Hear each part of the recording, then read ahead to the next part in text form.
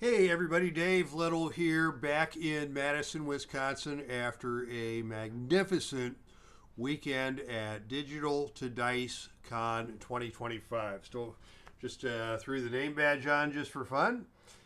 Spent a wonderful weekend in Connecticut with Dave Gardner and Michael Canestrari and gosh, probably about I don't know, 40 or 50 folks. It'd be interesting to get the final head count from Dave. Just wanted to give a recap primarily of the wrestling tournament, Legends of Wrestling tournament that took place at Digital to Dice Con 2025, and maybe a quick recap of some of the other events of that fabulous weekend. Like I told my wife, the best thing about this weekend was spending 3 days enjoying my hobby with a bunch of people that I didn't have to explain my hobby to. A good time was had by all, and in particular, a good time was had by the crew that took part in the Legends of Wrestling tournament at Digital to Dice Con 2025. Had some established players and some players that hadn't played the game in a long time, and even a couple of new folks stopped by. So I wanted to give a recap of everything that took place. Round the opening bracket. The first match in the opening bracket saw Sergeant Slaughter take on the Iron Sheik in the renewal of an age-old rivalry that was won by the Sarge with a backbreaker drop. Then we had Corey Roberson step up, managing Kevin Steen, who took on Brian Danielson in a tremendous back and forth match. Steen dug deep into his bag and pulled out the package pile driver to pin Brian Danielson and get the victory. And then to cap off the first bracket, it was Kevin Steen and Sergeant Slaughter. And if you follow Heartland Championship Wrestling, you know that these two guys are allies. But they had to square off at digitaltodice.com, and they had a very respectable battle, won by Kevin Steen with the F5. Cinq, C-I-N-K, of course, the French word for the number 5.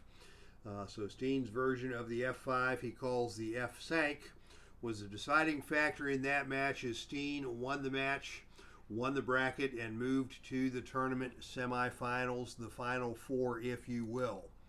Bracket number 2 saw another age-old rivalry, Roddy Piper against Jimmy Snuka. Jimmy Snuka managed by James Hart, a good new friend of mine who actually played some Legends at IndyCon a few weeks back and couldn't wait to get into it again, and he led Jimmy Snuka to a victory over Roddy Piper by way of the Superfly Leap. My new friend Phil Rea, I don't know if I'm pronouncing that name correctly, Phil. I sure hope so. Phil, the podcaster of Turnbuckle Throwbacks podcast. Great guy. Loves Legends of Wrestling. Also engaged in Champions of the Galaxy. And also contributed a t-shirt as the top prize for the tournament. And it was Phil managing Vader against Rick Rude. And Vader squashed Rick Rude with a big power bomb to move on. But then Vader fell prey to James Hart and Jimmy Snuka and the Superfly Death Leap. So Jimmy Snuka took out 2 opponents in a row with the Superfly Leap and made it to the final 4 of the digitaltodice.com tournament. Bracket number 3 started off with yet another age-old rivalry, Bruno Sammartino and Gorilla Monsoon. Bruno taking that decision with the Italian backbreaker. Pittsburgh's own Derek Jones stepped up to manage Pittsburgh's own Kurt Angle in a battle against the Macho Man Randy Savage, and it was Angle wrestling a smart match, getting the victory with the ankle lock on Randy Savage. That brought up the Battle of Pittsburgh, Bruno and Kurt Angle. And once again, it was Angle using his ankle lock. Angle using the ankle lock to take advantage of Bruno Sammartino, winning the match, winning the bracket, and heading to the semifinals. Bracket number 4 started off with another age-old rivalry, Bruiser Brody and Abdullah the Butcher beating the stuffings out of each other. Abdullah making use of his foreign object to bust open Bruiser Brody and score a pinfall victory over Brody, whose face was adorned as a crimson mask by the end of that confrontation.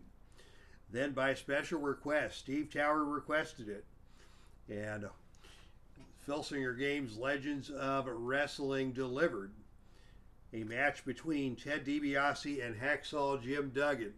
And unfortunately for Steve Tower, who was managing Duggan, it did not end well for the Hacksaw. Hacksaw went to the top turnbuckle, came off with a flying body press, and Ted DiBiase smartly rolled through that body press with a hook of the tights, pinning the shoulders of Hacksaw Jim Duggan to the mat for the victory.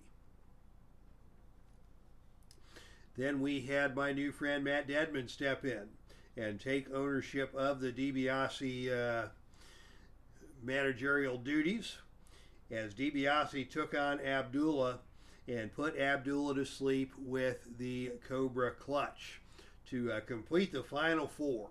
Kevin Steen, Jimmy Snuka, Kurt Angle, and Ted DiBiase in the final 4, all of them managed by guys from the con. Matt Dedman, Derek Jones, Corey Roberson, and James Hart headed to the semifinals. The final 4, as it were. And it was Kevin Steen with a pair of power bombs on the ring apron to put away Jimmy Snuka. And as we all know from watching Heartland Championship Wrestling, the ring apron is the hardest part of the ring, and that's what it took for Steen to get past Jimmy Snuka. Kurt Angle and Ted DiBiase threw down in a very engaging scientific matchup. Kurt Angle proved himself the better man with the Angle Slam to move to the finals. But once again in the finals, it was Kevin Steen pulling out the package pile driver to put away Kurt Angle and claim the victory. So Kevin Steen is your winner. Corey Roberson, the manager of the month, leading Kevin Steen to the championship. He won the title. He won the Turnbuckle Throwbacks T-shirt, and won the admiration of all in attendance. So yeah, that was the tournament in a nutshell. Otherwise, it was a great time at digital2dice.com. I think I played 2 new baseball games that I had not seen before. On Deck Baseball, what a visual spectacle that is. Ian Brook, the developer of that game, had a very nice matchup as we dueled back and forth for 3 scoreless innings, and enjoyed that very much. So yeah, a good time was had with On Deck Baseball. High Leverage Baseball, Steve Shaw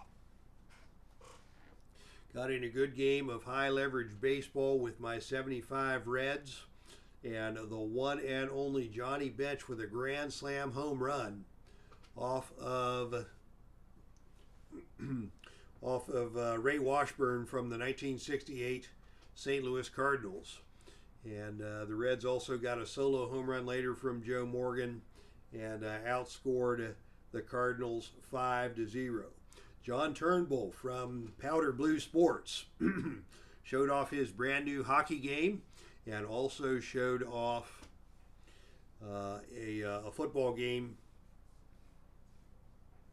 fast drive football, I believe he calls that. And I picked up a new dice tray from John, good dude from my former town of Beaver Creek, Ohio. And sure enough, I am now the proud owner of a Digital to Dice tray. And this works great. Rolled a few games of History Maker Express using that bad boy earlier this morning. Got to see a couple of new hockey games as well. In addition to John Turnbull's game, I played some shootout hockey with Ray Barrett and with Dave Gardner. Dave took time out of his busy week to show me shootout hockey, and we certainly had a good time with that. Bank shot basketball, brought to you by Joe Bryan, demonstrated by St. Patrick.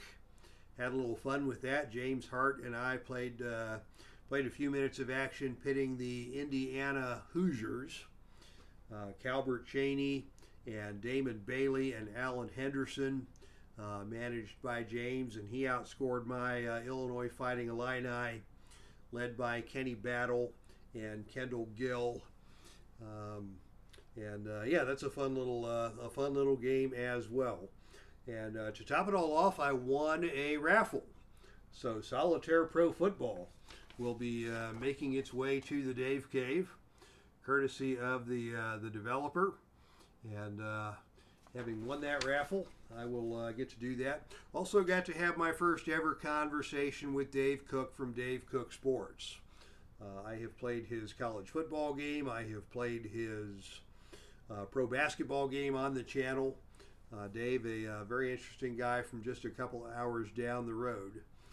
So yeah, great weekend. Great recap of all the stuff I did with all the guys that I didn't have to explain myself to. So yeah, if you ever get the chance to hit up one of these conventions, I will be at Play.con in June in Denver.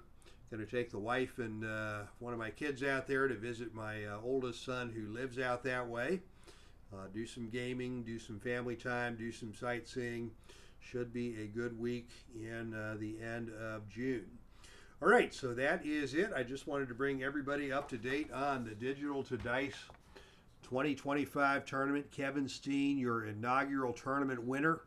And Steen also won the Money in the Bank ladder match earlier this month.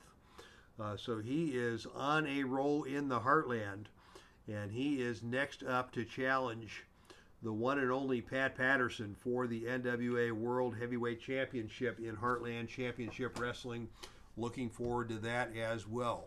Okay, everybody, thanks for checking out this highlight reel featuring the Legends of Wrestling tournament at digitaltodice.com. And a number of other events that took place. Thank you so much, Dave Gardner, Michael Canistrari, for making that happen. It was a winner. And that's our stream, and I am out of here.